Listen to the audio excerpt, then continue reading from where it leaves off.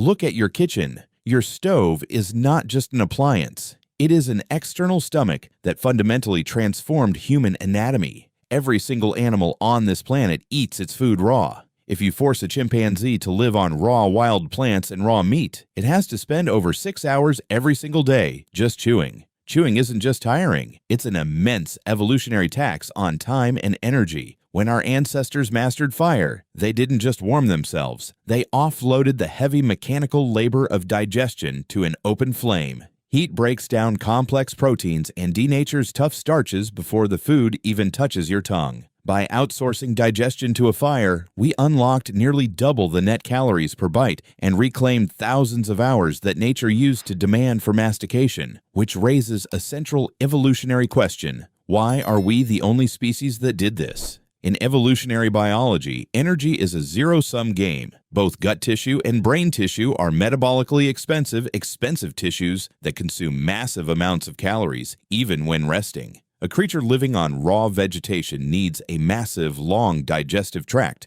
to ferment tough cellulose and break down raw fibers. Because cooked food is pre-digested, human beings no longer needed a massive digestive system. Over generations, our guts shrank dramatically. As explored in anthropologist Richard Wrangham's Catching Fire, this metabolic surplus freed up the exact energy budget required to feed a massively expanding, calorie-hungry human brain. We didn't get smart and then figure out how to cook. Cooking gave us the calories required to grow big brains in the first place. The evidence for this transition is carved directly into our skeleton. 2 million years ago, with the appearance of Homo erectus, something radical happened in the fossil record. Human teeth shrank. Our jaw muscles withered, and our rib cages shifted from the wide, flare-bottom barrel shape of apes into the slender, narrow waistline of modern humans. We lost the heavy biting power required for raw roots and raw hides because stone knives and cooking fires replaced our teeth.